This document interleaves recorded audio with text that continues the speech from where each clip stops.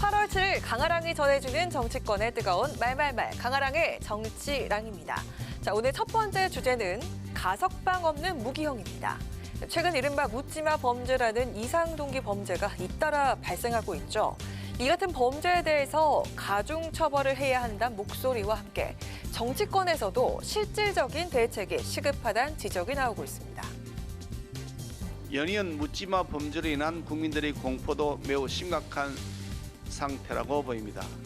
국리민복의 시작은 국민의 먹고 사는 것을 챙기고 생명과 안전을 지키는 일입니다. 여기에 여야가 있을 수 없고 정쟁이 개입되어서는 더더욱 안 될 것입니다.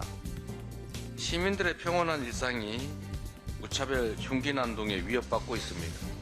보여주기식 대책을 넘어서서 실효성 있는 대책을 마련하기를 촉구합니다. 정교한 치안 시스템 구축이 꼭 필요하다. 근본적 원인에 대해서도 깊은 성찰이 필요할 것입니다.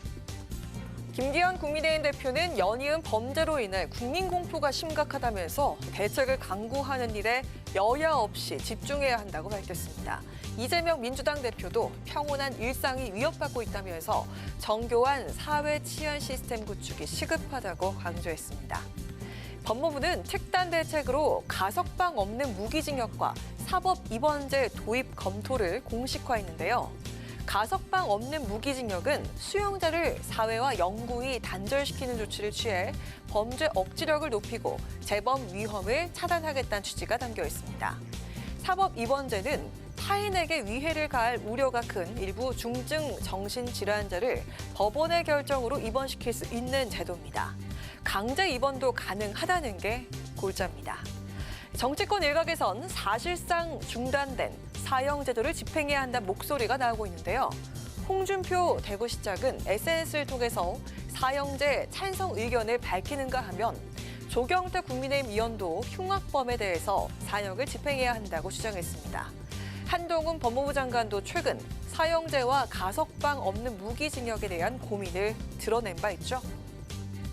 만약에 사형을 집행하게 되면 EU와의 외교관계가 심각하게 단절될 수 있는 문제입니다. 사회에서 정말 용납할 수 없는 어떤 괴물의 경우에는 영원히 격리하는 방법이 반드시 필요하다고 생각합니다. 다만 사형제 유연 여부에 대한 결정이 얼마 남지 않았고 우리 사회는 그 결정 이후에 뭔가 방법을 찾아야 되는 상황입니다.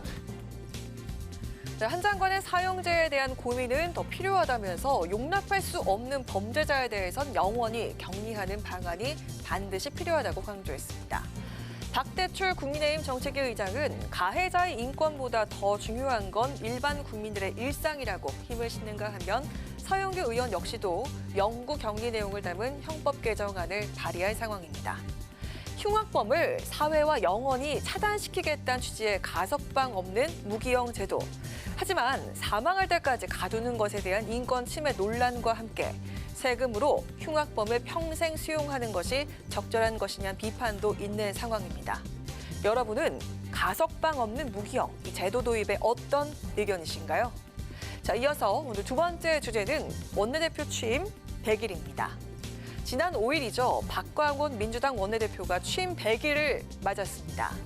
박 원내대표는 어제 취임 100일 기자회견을 열고 내년 총선 승리를 위한 과제로 당의 통합과 확장을 꼽았는데요.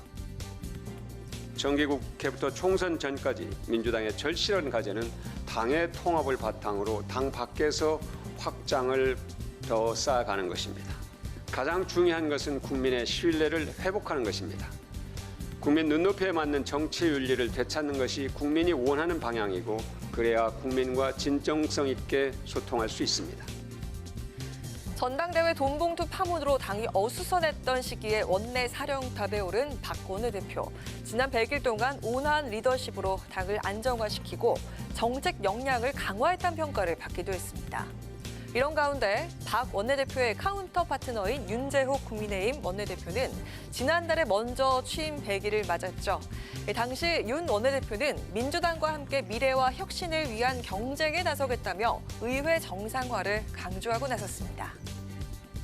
아무리 찾아봐도 좋은 기사는 거의 없고 국회의원 월급 깎아라, 국회 해산하라 이런 댓글들이 수백 개 달린 기사들이 참 많았습니다. 취임하면서 가장 중요하게 말씀드린 것이 의회 정치 부분이었는데 사실상 나아진 게 없는 것 같아서 부끄럽고 답답한 심정입니다. 양당이 미래와 혁신을 위한 경쟁에 함께 나서면 좋겠습니다. 경찰대 일기 수석 입학과 졸업 타이틀을 갖고 있는 윤 원내대표는 원내대표로 선출되기 전까지는 사실상 대중적으로 유명한 정치인은 아니었는데요. 하지만 이젠 당 지도부로서 대통령실과 호흡을 맞추면서 원활한 국정 운영을 뒷받침하고 있다는 평가를 받고 있습니다. 이뿐 아니라 두 원내대표는 특별한 일정이 없는 한 매주 월요일마다 오찬을 하면서 활발한 소통에 힘써왔다는 평가도 받고 있습니다. 두 원내대표는 서로에 대한 신뢰도 아낌없이 드러냈습니다. 저보다는 또 더 부드러우신 것 같아요. 합리적이고 또 의회주의자시고 대화가 되시는 분입니다.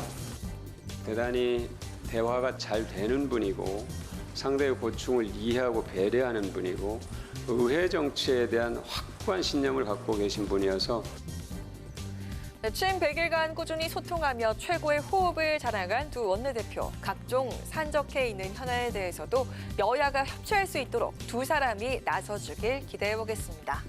지금까지 강하랑의 정치랑이었습니다.